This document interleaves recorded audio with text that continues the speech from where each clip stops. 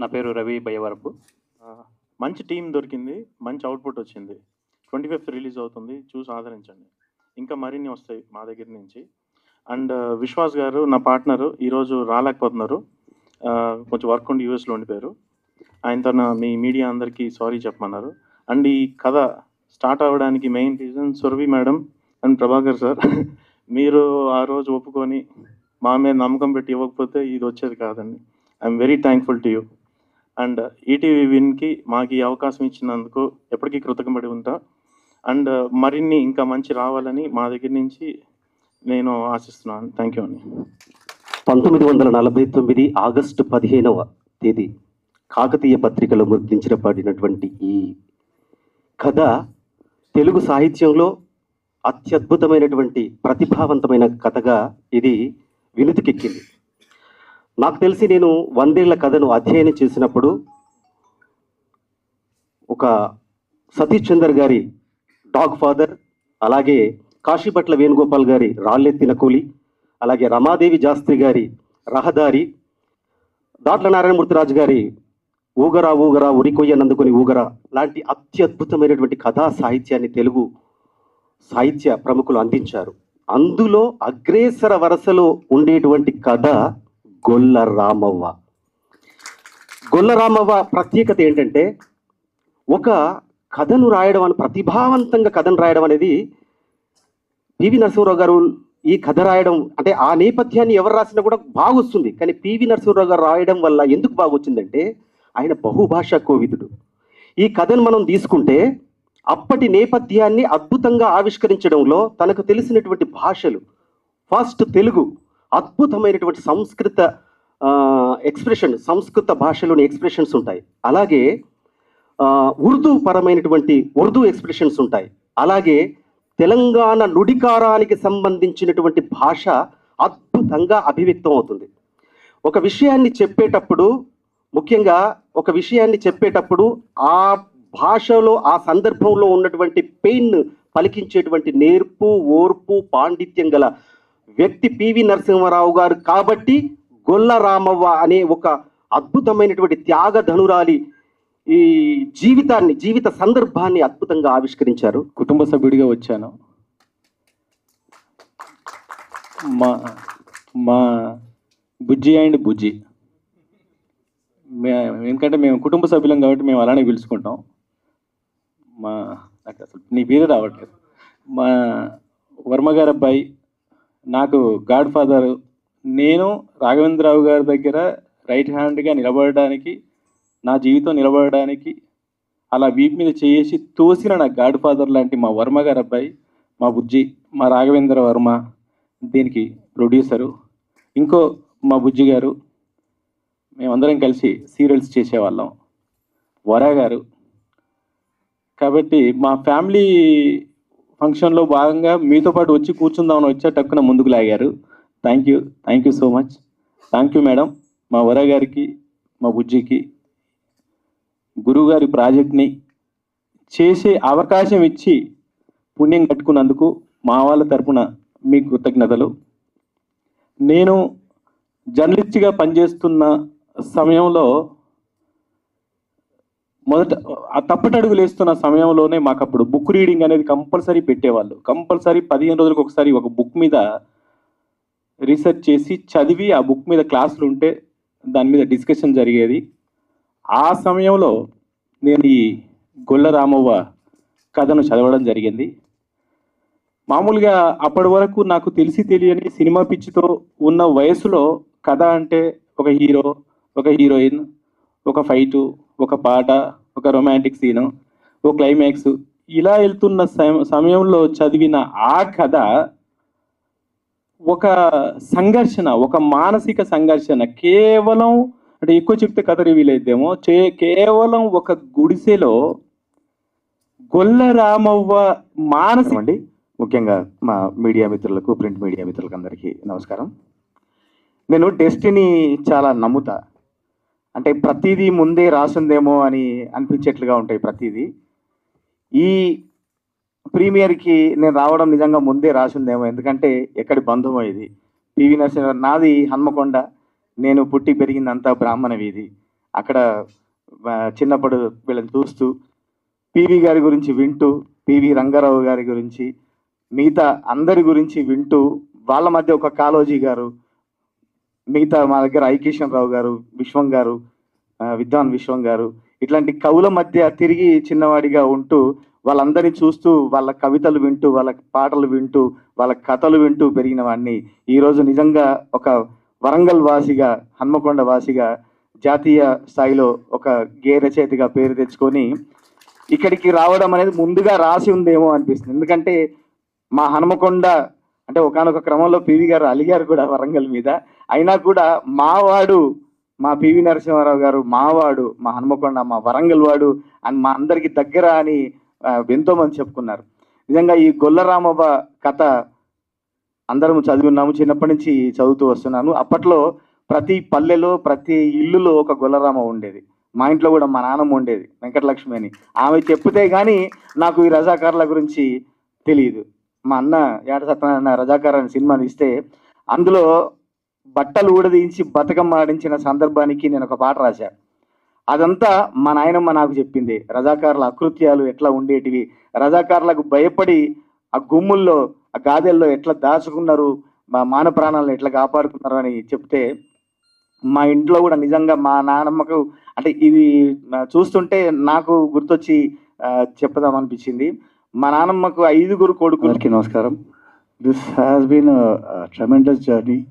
2 నెలల ముందు ఐటీ వాళ్ళతో డిస్కస్ చేస్తున్నప్పుడు, ఫర్దర్ ప్రాజెక్ట్స్ గురించి డిస్కస్ చేస్తున్నప్పుడు గొల్లరామ సూచన వచ్చింది. సో వివర్ స్టండ్ కథ చదివిన తర్వాత. ఆ డిస్కషన్లో భాగంగా నేను రవి గారు, మా రైటర్ రవి గారు ఒక 1 నెల రోజుల పాటు కష్టపడి రీసెర్చ్ చేసి అన్నీ అయిన తర్వాత అప్పుడు ఆ స్క్రిప్ట్తో వాణి గారి దగ్గరికి వెళ్ళామండి. ఆవిడని అన్వర్ గారు మీకు కామన్ ఫ్రెండ్ ద్వారా ఆవిడ కలిశాను. ఆవిడ she was very encouraging, very helpful. ఆవిడ బోల్డ్ మెటీరియల్ ఇచ్చారు, స్టడీ మెటీరియల్ ఇచ్చారు మాకు. అవన్నీ కూడా ఇన్కాపరేట్ చేశాము. అండ్ వాణి గారికి, ప్రభాకర్ గారికి వీఆర్ ఎటర్నల్లీ గ్రేట్ఫుల్. ఇంత గొప్ప సబ్జెక్ట్ మమ్మల్ని నమ్మి మాకు ఇచ్చినందుకు. సో వాళ్ళని డిసప్పాయింట్ చేయకుండా ఉంటుంది నాకు స్ట్రాంగ్ ఫీలింగ్.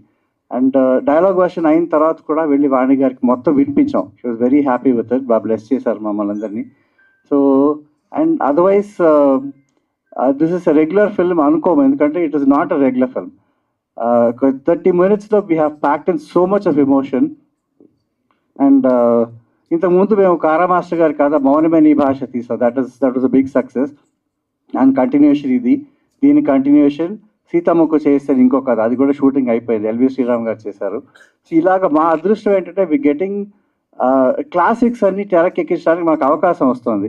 వాణి గారిలో, ప్రభాకర్ ఇలా ప్రభాకర్ గారి సపోర్ట్తో we getting classics which is తెరమరుగుడు అంటే వెనకాల పడిపోయి ఈ జనరేషన్ వాళ్ళకి తెలియాల్సిన అవసరం చాలా ఉంది. Because there is so much to learn from these classics.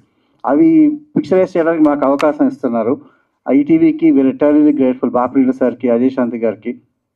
Ajay శాంతి గారితో కూడా రెగ్యులర్ సెషన్స్ ఉండేవి. ఇది చేద్దాం, ఈ డైలాగ్ మార్చండి, ఇచ్చేయండి, ఇది చేస్తే ఇలా వస్తుంది అని చాలా చాలా డిస్కషన్స్ అయిన తర్వాత వి అరైవ్డ్ అట్ ఫైనల్ స్క్రిప్ట్ అనమాట. అది దానికి ఇది క్రెడిట్ అందరిది, మా టీం అందరిదండి.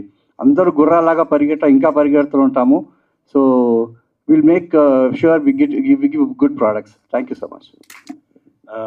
మీడియా మిత్రులందరికీ, అలాగే ఇక్కడికి విచ్చేసిన అతిథులందరికీ అందరికీ నమస్కారం. నేను ఇప్పుడు అనుకునే అతిథి, నేను యాక్చువల్గా వచ్చింది ఇక్కడ కింద బుజ్జి గారు చెప్పారు కదా మౌనమే నీ భాష స్క్రీనింగ్ ఉందంటే ఒకసారి చూద్దాం, పెద్ద తెర మీద చూద్దాం, నేను చూసుకుందామని వచ్చాను. బట్ నేను నా అసోసియేషన్ విత్ వరాముళ్ళపూడి గారు ఇప్పుడు కాదండి. ఫస్ట్ నేను చేసింది ఆయనతోటి ఆ చేతి చేత అని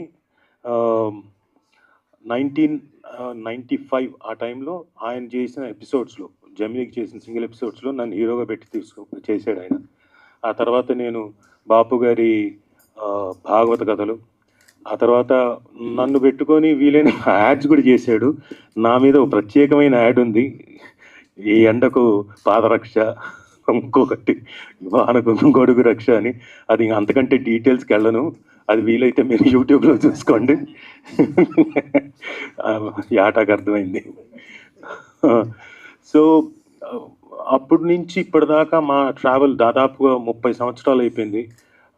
నేను ఎప్పటికప్పుడు చెప్తూనే ఉంటాను బుజ్జి గారికి, మా బుజ్జి గారికి నాది ఇంచుమించు ఒకటే వయసు. బుజ్జి గారు మీకు దండం పెడతాను, మీరు పొరపాటున కూడా తెల్ల జుట్టు వేసుకొని వస్తే నన్ను కూడా మీ వయసు కూడా ఈ రాజీవ్ కూడా తెల్ల జుట్టు వేసి వచ్చేసింది అనుకుంటారని. బట్ మా ఫ్రెండ్షిప్ అప్పటి నుంచి ఇప్పటిదాకా, తర్వాత మధ్యలో విశాఖ ఎక్స్ప్రెస్ కానివ్వండి, నాలుడు సినిమాలో నాకు మంచి క్యారెక్టర్ ఇచ్చి విలన్గా ఎంకరేజ్ చేయడం కానివ్వండి, ఇవన్నీ కూడా బుజ్జి గారు ఎప్పుడు కాన్స్టెంట్గా ప్రతిదానికి, ప్రతి స్టోరీకి, ఒకవేళ తను రాసుకున్న మంచి కథ అయినా ఏదైనా చెప్పడానికైనా నా దగ్గరకు వచ్చి వినిపిస్తాడు. అలాగే తను ఎక్సైట్ అయ్యి ఇది రాజీవ్ చేస్తేనే బాగుంటుందంటే నా దగ్గరకు వచ్చి ఖచ్చితంగా చెప్పి చేయించుకుంటాడు. సో అలాంటి వరా ముళ్ళపూడి గారికి గొప్ప సక్సెస్ రావాలని మనస్ఫూర్తిగా కోరుకుంటూ, అలాగే ఈటీవీ బిన్ వారితో ఆయన అసోసియేట్ అయ్యి మౌనమే నీ భాష ఆయన ఒక బెంచ్ మార్క్లో ఒకటి పెట్టేశాడు. దాన్ని డెఫినెట్గా ఆయనే క్రాస్ చేస్తాడు విత్ గొల్ల రామవ్వతోటి, షూర్. ఎందుకంటే గ్రేట్ యాక్ట్రెస్ తాళ్ళూరు రామేశ్వరి గారు మామూలు నటి కాదు. కళ్ళతోటి జస్ట్ ఒక చిన్న ఎక్స్ప్రెషన్ తోటి కూడా అలా స్క్రీన్లో ఉండి మొత్తం ఎనీ ఎమోషన్ని ఈజీగా పండించగలిగే గొప్ప నటితోటి ఆయన చేయడం. And he was so excited. ఇప్పుడు ఎవరికైనా ఎలా ఉంటుందంటే, సార్ మనం చేసాం అంతకుముందు బెంచ్ మార్క్ మౌనమే నీ భాష అంటే, తను ఫోన్ చేసి నాకు అంటాడు, రాజా సూపర్, అసలు you will be very proud అంటే మనం ఎక్స్పెక్ట్ చేసే ఎస్ మనం చేసాంలే అనుకుంటాం. గొల్ల రామవ్వతోటి you will be very proud, నేను చాలా బాగా చేశాను, నువ్వే షాక్ అయ్యి నువ్వు నన్ను మెచ్చుకుంటావు అన్నాడు. మా మిత్రులందరూ, చేసిన మీడియా మిత్రులందరికీ నమస్కారం. ఓ నెల రోజుల క్రితం వరా గారు అలాగే రాఘవేంద్ర వర్మ గారు మా సిస్టరింట్లో కలిశారు. ఇదే గొల్లరామవ్వ మేము చిత్రీకరించబోతున్నాం, ఎపిసోడ్ చేయబోతున్నాం అని చెప్పారన్నమాట. అప్పుడు చెప్పాను ఎవరికి, ఇప్పటికి ముగ్గురు వచ్చారండి నా దగ్గరికి. ఒకతనే పూర్తిగా స్క్రిప్ట్ రాసుకొని వచ్చాడు, కానీ ఎందుకో నాకు నచ్చలేదు. మిమ్మల్ని చూడగానే ఎందుకో మీరు చేస్తారనే ధైర్యం నాకు కలిగింది. కాబట్టి ఇమీడియట్గా రెండో మాట్లాడకుండా జస్ట్ గోడ్ అని చెప్పాము. నేను మా సోదరివాణి, వాళ్ళ ఫ్యామిలీ, వరగారి ఫ్యామిలీ మా నాన్నగారికి బాగా కావాల్సిన వాళ్ళు. ఇంకో ఆశ్చర్యకరమైన విషయం చెప్తాను. బహుశా 80 దశకంలో అనుకుంటా, ఒకసారి ఫాదర్తో మాట్లాడుతుంటే తాళ్ళు రామేశ్వరి గారు ఇంకో ప్రస్తావన వచ్చింది అన్నాడు. సడన్గా ఆయన ఒక రిఫ్లెక్స్ లాగా చెప్పారనమాట, మంచి యాక్టర్ ఆవిడే అని. I was so surprise. ఇప్పుడు వరగారు చెప్పారు మన తాళ్ళు రామేశ్వరి గారిని తీసుకుంటున్నాం గొల్లరామ గారు అంటే, ఇమీడియట్లీ సెడ్ వండర్ఫుల్ డిసిషన్. కాబట్టి ఇట్స్ బహుశా ఈ పివి గారు ఎక్కడో స్వర్గం నుండి డైరెక్ట్ చేస్తున్నారేమో. మేము అంత మిత్త మాత్రంలో ఇక్కడ డైరెక్టరు ప్రొడ్యూసర్ అనుకుంటున్నాం, కానీ బహుశా ఆయన డైరెక్ట్ చేస్తున్నాడేమో అనిపిస్తుంది. ఇలాగే చెప్పారు 1948లోను 49లోను రాశారు పుస్తకం. మీడియా మిత్రులకి అందరికీ, కుటుంబ సభ్యులకి అందరికీ ముందుగా ఆహ్వానం తెలియచేస్తూ,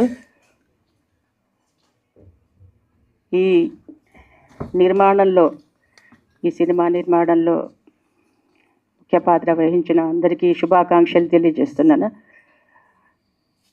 1947లో దేశానికి స్వాతంత్రం వచ్చినా కూడా, దేశానికి స్వాతంత్రం వచ్చింది మనకు అందరికీ తెలుసు. ఆగస్టు 15 నాడు మనం జెండా ఎగరవేసుకొని ఉత్సవాలు చేసుకుంటాం.